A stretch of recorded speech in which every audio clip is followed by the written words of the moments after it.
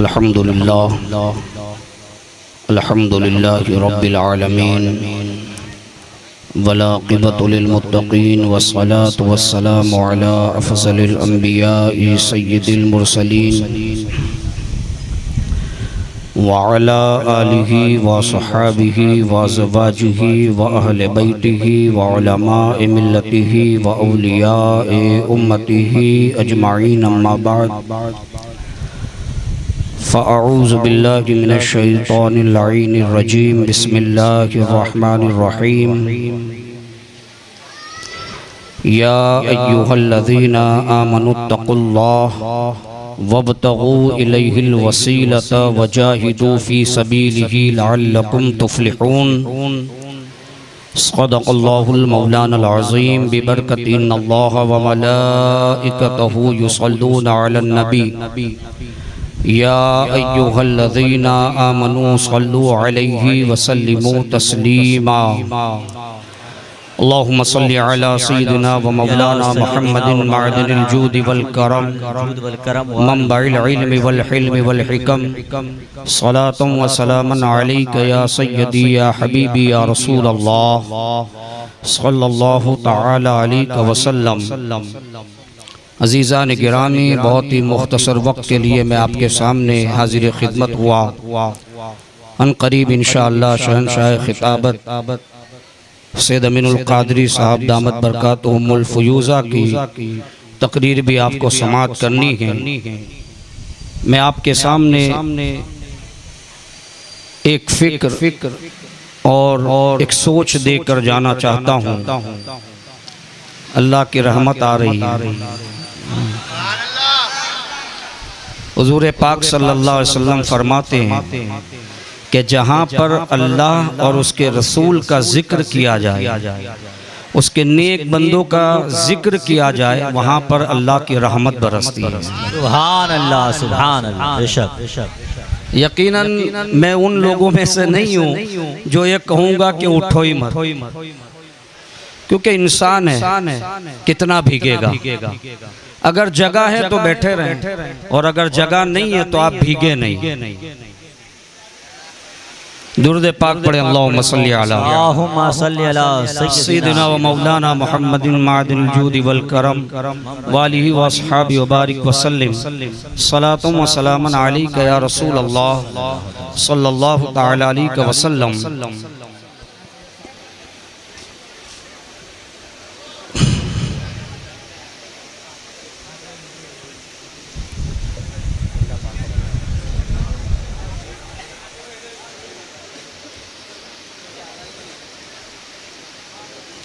हो गए सेटिंग हो गई। ठीक है, शुरू करें। अज़ीज़ान गिरामी, इस दुनिया में जितने भी मज़ाहिब हैं, जितने भी दीन हैं, जितने भी अदियान हैं, वो सब के सब, कितने मज़हब है दुनिया में? कोई शुमार है? नहीं है। हुजूर ने फरमा, मेरी उम्मत में 73 फ़िरक़े होंगे। जो अपने आप को मुसलमान कहलाएंगे उनमें 73 होंगे, और उसके अलावा अलग होंगे। समझ में आ रही बात? जितने भी दीन और मज़ाहिब हैं, हर मज़हब वाला, हर दीन वाला यही कहता है कि अल्लाह का बंदा अल्लाह का महबूब बन जाए, अल्लाह का बंदा अल्लाह का कुर्ब हासिल कर ले। सभी दीन और सभी मजहब वाले इसी बात पर हैं कि कैसे भी उसके दीन को मानने वाला, उसके मजहब को मानने वाला, उसके खुदा के करीब पहुंच जाए। जब बंदा खुदा का कुर्ब हासिल कर लेता है तो वो इंसानी तरक्की की महराज को पहुंच जाता है। अजीज़ान गिरामी, यहाँ पर बहुत लंबी गुफ्तगू हो सकती है, लेकिन मैं बहुत इख्तिसार के साथ आपके सामने अर्ज कर रहा हूँ कि जितने भी मज़ाहिब हैं, सब ने अपने अपने तौर पर अपने खुदा तक पहुंचने के रास्ते बताए गए, लेकिन हमें उससे कोई सरोकार नहीं। हम जिस मजहब मुहज्जब के मानने वाले हैं, जिस दीन पर चलने वाले हैं, उस मजहब का नाम दीन इस्लाम है। उस दीन का नाम दीन इस्लाम है। दीन इस्लाम ने हमें अल्लाह तक पहुंचने के लिए कौन सा रास्ता बताया है। मजहब इस्लाम ने हमें खुदा तक पहुंचने के लिए कौन सा सीधा, साफ और सुथरा रास्ता बताया कि तो हमें कुरान मुकद्दस की तिलावत करनी पड़ेगी, इसलिए कि ये वो कुरान के जो सिर्फ तीजे के लिए और फातिहे के लिए नाजिल नहीं हुआ था।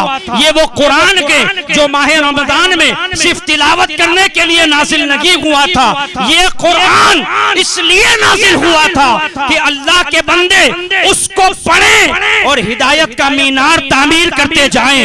ये कुरान इसलिए नाजिल हुआ था ताकि इंसान उसे पढ़ने के बाद उस पर अमल करना शुरू कर दे।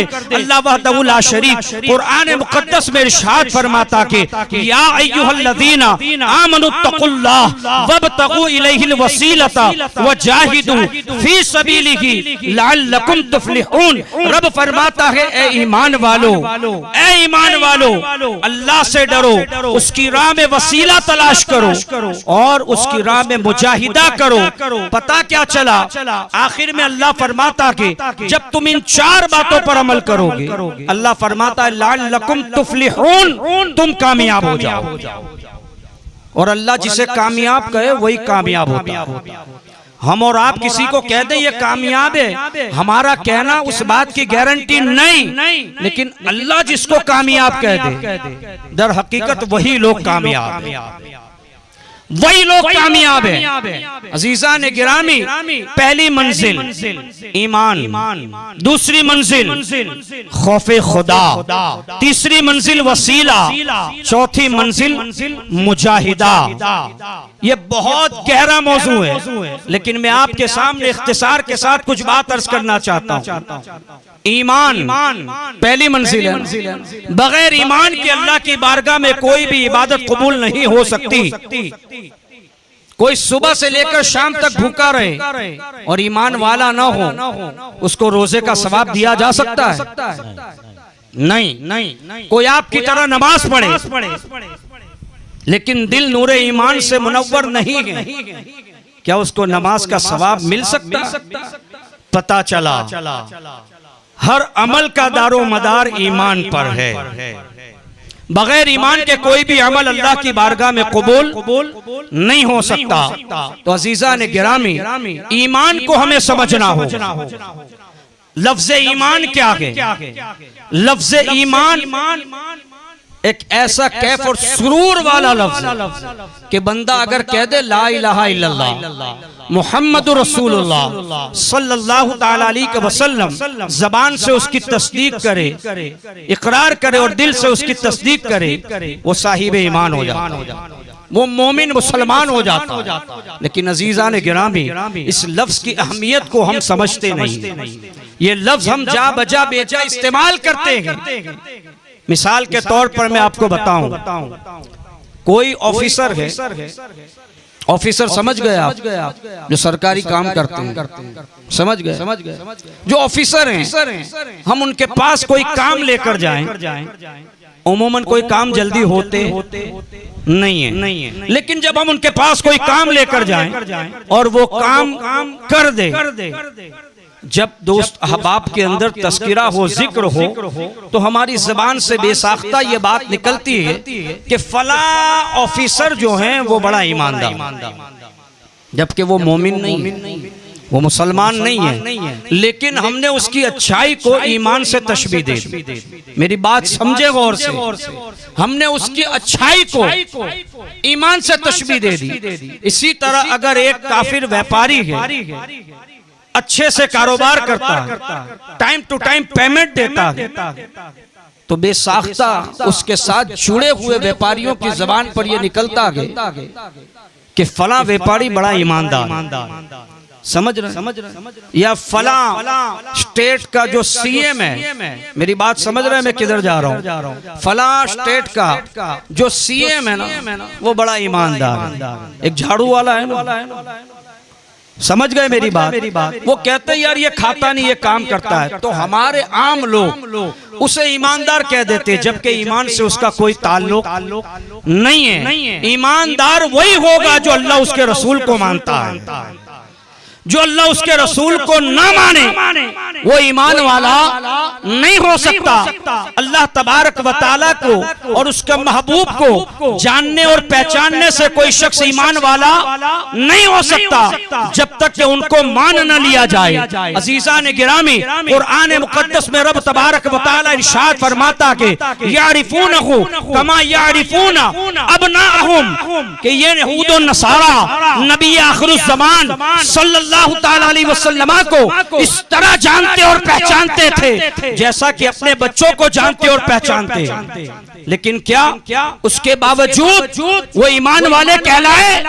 वो ईमान वाले हुए नहीं हुए, इसलिए कि नबी को जानने और पहचानने से कोई शख्स मोमिन नहीं हो सकता जब तक कि उनको मान न लिया जाए। जा बजा कुरान में अल्लाह ने इरशाद फरमाया आमिनु बिल्लाहि व रसूलिही, कि अल्लाह उसके रसूल को मान लो।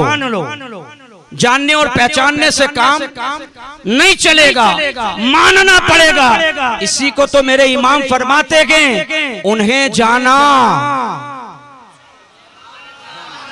बात यहां खत्म नहीं करी इमाम मोहम्मद रजा ने, समझ रहे? उन्हें जाना, खाली जान पहचान से काम नहीं हो रहा है। आगे फरमाते उन्हें माना, उन्हें जाना, उन्हें माना, न रखा गैर से काम। जब उन्हें जान लिया तो फिर मान भी लिया। अब हुजूर को मान लिया, उसके बाद क्या है? फिर किसी से कोई गर्ज न रखी, किसी से कोई ताल्लुक नहीं रखा। जब भी जरूरत पड़ी रसूलुल्लाह से मांगा। और इमाम मोहम्मद रजा कहते भी है ना, कौन देता है देने को मुंह चाहिए, देने वाला है सच्चा हमारा नबी। और इमाम मोहम्मद रजा ने यही कहा, जान पहचान नहीं, मानने से काम चलेगा। यहूद और नसारा हुजूर को जानते थे, पहचानते थे, लेकिन जानने और पहचानने से काम नहीं बनता जब तक के मान न लिया जाए। तो मेरे अजीजों, और मानने की बात भी बड़ी अजीब है कि बंदा जब किसी को मान लेना, बुलबुल बुलबुल जानते हैं, बुलबुल किससे मोहब्बत करती? फूल से। कोई है दुनिया में जो बुलबुल के अंदर से फूल की मोहब्बत निकाल के दिखा दे?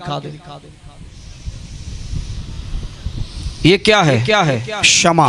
पहले के जमाने के अंदर लालटेनें जलती थी, आग जलती थी रोशनी के लिए। आज ये मरकरी है, ट्यूबलाइट है। इसको कहते हैं शमा। और शमा के इर्द गिर्द क्या होते हैं? परवाने। कोई परवानों को शमा से जुदा कर सकता है? उसकी मोहब्बत उससे कोई निकाल सकता है? नहीं। इसलिए कि परवाने ने शमा को मान लिया, बुलबुल ने फूल को मान लिया, न अब इसको कोई जुदा कर सकता है न उसको। तो इसी तरह जो अल्लाह उसके रसूल को मान लेता है, फिर दुनिया की बड़ी से बड़ी ताकत उसके ईमान को मुतसलसल नहीं कर सकती। बिलाल हबशी को देखें, जुल्म के पहाड़ तोड़े गए, नंगी पीठ के ऊपर लकड़ियों से वार किया गया, आपके सीने के ऊपर वजनी पत्थर रखे गए, लेकिन जबान के अहद अहद का नारा बुलंद कर रही, हुजूर के इश्क का दावा हो रहा है, हुजूर से मोहब्बत की बातें हो रही हैं। क्यों? इसलिए कि जान और पहचान नहीं है, यहाँ पे मान लिया गया है। और जब मान लेता है बंदा, फिर वो अपनी जान की भी फिक्र नहीं करता, अपने माल की भी फिक्र नहीं करता, अपनी औलाद की भी फिक्र नहीं करता। सब कुछ अल्लाह उसके रसूल की मोहब्बत पर फदा कर देता है, निछावर कर देता कि अभी भी समझ में नहीं आया, आओ करबला के तख्ते रेज़ार में अल्लाह अकबर, अल्लाह उसके रसूल को सैयदुश शुहदा राकिबे दोशे मुस्तफा इमाम हुसैन रज़ी अल्लाह ताला ने ऐसा माना अपने जवान बेटे अली अकबर को कुर्बान करना मंजूर कर लिया, इसलिए कि रसूलुल्लाह को मान लिया था। अपने शीरखार बेटे अली असगर को कुर्बान करना मंजूर कर लिया। अपने घर की पाक बास औरतों के सरों से चादरों को छीनना मंजूर कर लिया। अपना सब कुछ राहे खुदा में लुटा दिया और बता दिया कि कत्ले हुसैन असल में मर के यजीद गए, इस्लाम जिंदा होता है हर करबला के बाद। ऐसा माना जाता। जब हुजूर को मान लेना सारी दुनिया हमारे खिलाफ हो जाए, लेकिन हुजूर के फरमान के खिलाफ काम नहीं होना चाहिए। अब हम हमारे गरेबान में जाके हम इमाम हुसैन के नाम पर जमा हुए, हम हुजूर मुफ्ती आज़म आलम की बारगाह में खिराज अकीदत पेश करने जमा हुए। ये कौन लोग थे? मेरे अजीजों, हमें इन नुफूसे कुदसिया से सबक हासिल करना, इनके उसरे को अपनाना है, इनके अफकार और किरदार और नजरियात को लेना है। उन्होंने एक वक्त की नमाज छोड़ी, हम क्यों छोड़ रहे हैं? हम तो उनकी मोहब्बत का दावा करते हैं। मुहिब तो वो होता है जो महबूब की हर अदा से मोहब्बत करे। लैला मजनू सुना है ना? लैला क्या बहुत खूबसूरत थी। लैल रात को कहते हैं, उसी से मुश्तक लैला। इतनी काली थी वो, लेकिन उसके बावजूद कैस उस पर आशिक हो गया। कैस उससे मोहब्बत करने लग गया। लोगों ने कहा, कैस तू दीवाना हो, तू इतना खूबसूरत नौजवान इस काली पे दिल आ गया। इसका नाक भी सही नहीं, इसका कलर और रंग भी अच्छा नहीं। कैस ने कहा, जिसको दुनिया ने मजनू कहा, उसने कहा मेरी आंख लगा के तो देख, मेरी आंखों से देख, तुझे लैला कितनी हसीन और जमील नजर आएगी। ऐब है, फिर भी मोहब्बत हो गई तो ऐब नजर नहीं आता। हमारी सरकारें तो बेऐब है। हम जिसके दर के मंगता हैं वो तो बेऐब है। हम तो उस दर के भिखारी हैं। हमें तो उनके तरीके पर चलना है, हमें तो उनके अफकार और नजरियात को लेना, लेकिन उसके बावजूद हमारी जिंदगी का क्या हाल है? हम किस तरफ जा रहे हैं? हमें जाना किधर था? हमने रास्ता कौन सा इख्तियार किया? मेरे अजीजों, इमाम हुसैन इसलिए करबला न गए थे कि बाद में आने वाली उम्मत चौराहों पे डीजे पर नाचती नजर आए। इमाम हुसैन ने इसलिए कुर्बानी नहीं दी थी, अपने शीरखार बेटे अली असगर को इसलिए कुर्बान नहीं किया था कि हमारी औरतें, हमारी माँ बहनें बेपर्दा होकर बाजारों और सड़कों पर घूमती फिरती रही। आज हमारे बच्चों को हमने क्या तालीम से आरास्ता किया? हमने हमारे बच्चों को कौन सा जेवर अदब सिखाया? हमने हमारे बच्चे को ये पूछा कि बेटा तूने नमाज पढ़ी कि नहीं पढ़ी? आज हम उन्हें महंगे महंगे स्मार्टफोन ला के दे देते हैं, हजारों रुपए उन पर खर्च कर रहे हैं, महंगे महंगे मोबाइल उनको ला के दे रहे हैं। कभी हमने चेक किया वो मोबाइल में करता क्या है? हमारी बच्ची मोबाइल में करती क्या? आज सबसे ज्यादा गुनाह जहां से फैल रहे हैं वो इंटरनेट है। पहले बंदे को गंदी फिल्म देखनी होती थी तो बहुत दूर टॉकीज में जाके देखता था। आज स्मार्टफोन के अंदर हर चीज मौजूद। तन्हाई में जाके लोग गुनाह कर रहे हैं। हजरत अली रज़ी अल्लाह ताला अन्हु की रिवायत है, मौला अली रिवायत करते हैं, मुत्तफक अलैह हदीस है, जिसको इमाम ग़ज़ाली ने मुकाशिफ़तुल क़ुलूब में भी नकल किया है। इमाम अहमद रज़ा ने भी इस हदीस को मलफूज़ात में नकल किया है। मौला अली रज़ी अल्लाह ताला अन्हु रिवायत करते, रसूलुल्लाह सल्लल्लाहु अलैहि वसल्लम ने इरशाद फरमाया,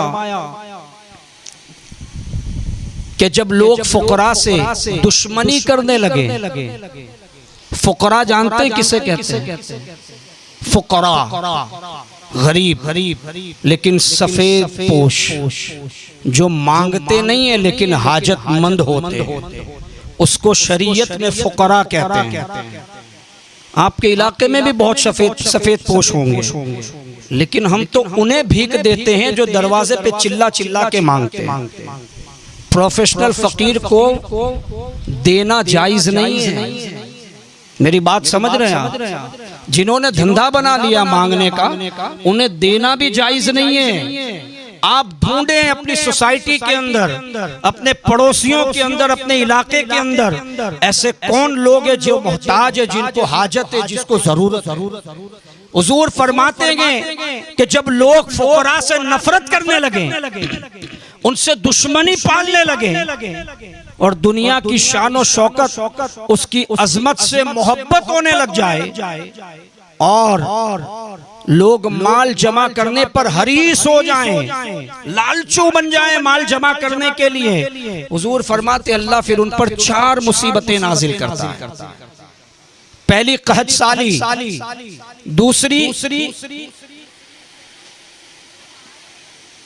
पहली कहत साली है और दूसरी जो है, हुजूर फरमाते हैं कि अल्लाह तबारक व तआला उन पर जालिम बादशाह को हाकिम बनाएगा और ऐसा हाकिम आएगा जो अमानतों में खयानत करेगा।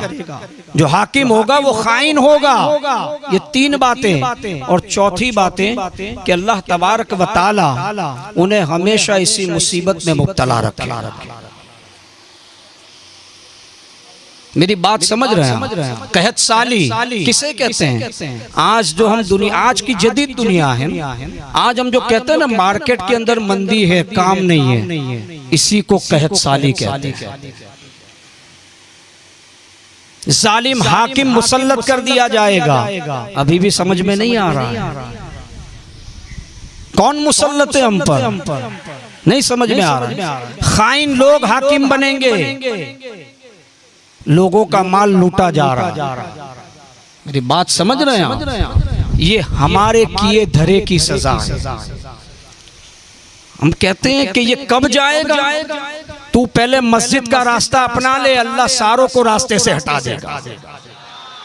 पहले खुद तो अल्लाह वाला बन जा, फिर अल्लाह का महबूब बन के तो देख। तू हाथ इधर उठाएगा, बाबे अजाबत से ऐसे ही दुआएं टकराती नजर आएगी। जो अल्लाह उसके रसूल का हकाम को मानता है ना, फिर अल्लाह उसकी भी बात मानता है। हम अल्लाह उसके रसूल की मानते नहीं और हम चाहते हैं अल्लाह हमारी मान ले।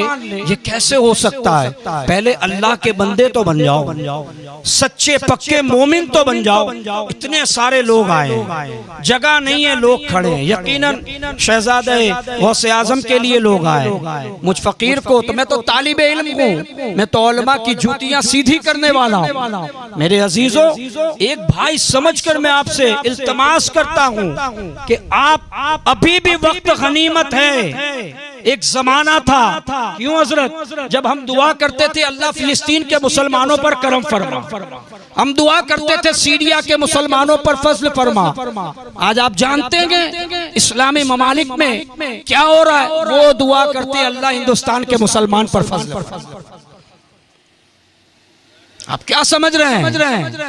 घटाएं बहुत तेजी से बढ़ रही है, काली घटाएं बढ़ रही है, एक के बाद एक मंसूबे तैयार हो रहे हैं। अभी भी हम ख्वाबे गफलत में पड़े हुए हैं।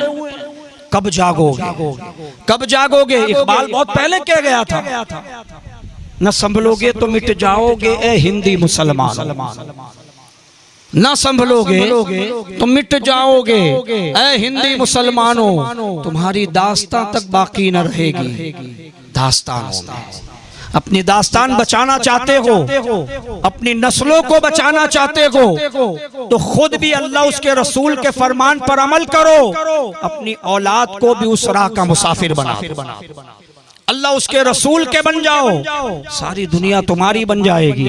आज हम अपने बच्चों को मोबाइल की ऐसी लत लगा दी है और माएं भी इसमें शामिल हैं।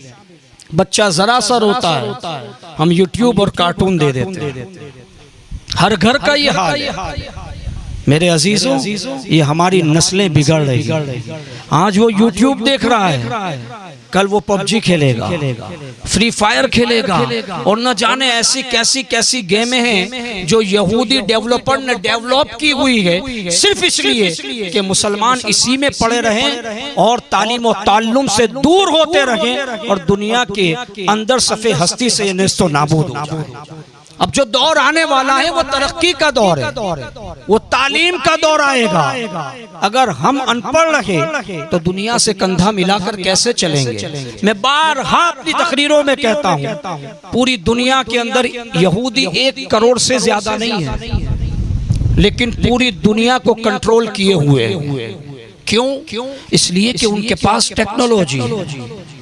बड़े बड़े ममालिक उनसे घबराते हैं। चारों तरफ अरब है, बीच में इजराइल है। अभी माह मुहर्रमुल हराम के अशूरे से पहले इसी यहूदी स्टेट ने गजा के ऊपर वापस बमबारी की। सारा आलम इस्लाम सिर्फ निंदा कर रहा, क्या कर रहा है? ये सब बेहिस हो चुके, बेगैरत हो चुके हैं। क्यों? रसूल पाक सल्लल्लाहु अलैहि वसल्लम का फरमान हक है। हुजूर ने फरमाया, जब तुम्हारे दिलों के अंदर दुनिया की मोहब्बत गालिब आ जाए और तुम मौत से डरने लगो, समझ लेना तुम्हारे दिलों से ईमान अब निकलने वाला है, ईमान तुम्हारा जाने वाला है। आज यही हाल है, हमारे दिल में दुनिया की मोहब्बत उतर गई और मौत का खौफ तारी हो गया। हमें मरने से डर लगने लगा, मर जाएंगे क्या होगा। क्यों? इसलिए कि हमारी तैयारी मुकम्मल नहीं है। डर लगता है कब्र में सांप काटेंगे, बिच्छू काटेंगे। डर इस बात का है, अमल अच्छे नहीं है, नमाजें पढ़ी नहीं है, भाई बहनों का हक खाया गया, माँ बाप का दिल दुखाया गया, पड़ोसियों के साथ अच्छे सलूक नहीं किए, रिश्तेदारों के साथ रवादारियां नहीं रखी, सारे गुनाह आंखों के सामने आ जाते हैं और मरने से डर लगने लगता के। मेरे अजीजों, मौत का डर इसी वजह से कि हमने अल्लाह उसके रसूल के हुक्म की उदूली की है। अगर हमने अल्लाह उसके रसूल के फरमान पर अमल किया होता तो फिर मौत से डर नहीं लगता। फिर मेरे मुर्शिद फरमाते गए कि जिए जाते हैं मरने के लिए इस शौक में गाजी। कितनी बड़ी बात है, हम मरने से डरते हैं, लेकिन जो अल्लाह उसके रसूल के बन जाते हैं फिर वो ये कहते हैं कि जिए जाते हैं मरने के लिए इस शौक में गाजी कि दिखलाएगा खुदा मरकद में सूरत मोहम्मद की, कि दिखलाएगा खुदा मरकद में खुदा सूरत मोहम्मद की। कब्र में जाएंगे हुजूर आएंगे कि नहीं आएंगे? अच्छे अमल होंगे तो हुजूर भी राजी होंगे और बुरे अमल हुए तो सोचो क्या बनेगा। हर जगह हुजूर काम आएंगे ना, कब्र में कौन काम आएगा? हुजूर काम आएगा। हश्र में कौन काम आएगा? हुजूर काम आएंगे। हश्र का मैदान ऐसा जहाँ बाप बेटे का नहीं, माँ बेटी की नहीं, कोई रिश्तेदार का नहीं, वहाँ हुजूर होंगे अनालहा। आज मैं हूँ, आज मेरा ही चलने वाला है। जब जिनकी बारगाह में जाना है, जिनसे मदद तलब करनी के, और वो करीम आका हर जगह उम्मत का सहारा बनेंगे, तो फिर उस आका को राजी क्यों न कर लिया जाए।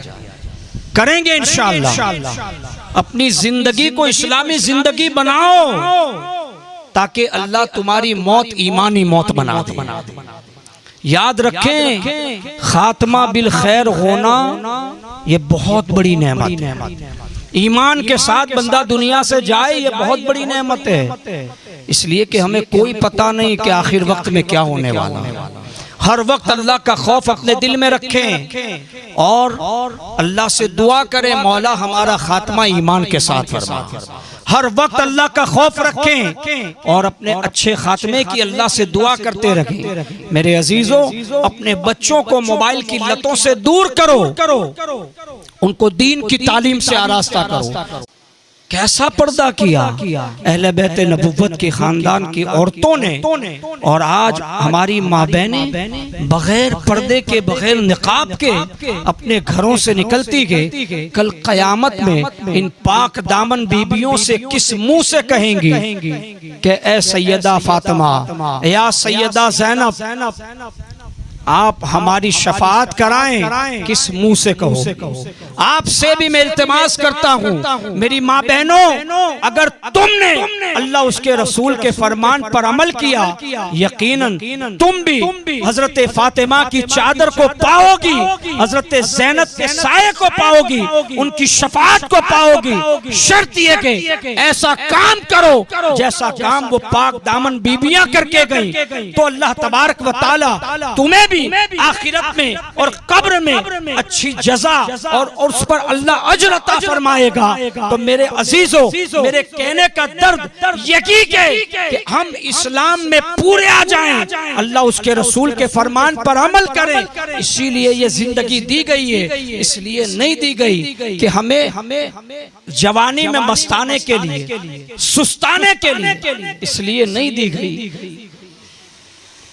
मैं अपनी गुफ्तगू को यहीं पर ख़त्म करता हूँ और इंशाअल्लाह ताला आपसे उम्मीद रखता हूँ कि जितने शौक़ और ज़ौक़ के साथ आप लोग यहाँ आएंगे, अनक़रीब औलादे गौसे आज़म सैयद अमीनुल क़ादरी साहब तशरीफ़ लाने वाले हैं। अल्लाह की बारगाह में दुआ के मौला करीम मुझे और आपको कहने सुनने से ज़्यादा अमल खैर की तौफ़ीक़ अता फरमाए और अल्लाह हमारी इस महफ़िल को अपनी बारगाह में कबूल फरमाए। उठने से पहले अल्लाह हम तमाम को अपने बख्शे हुए बंदों में शामिल फरमाए।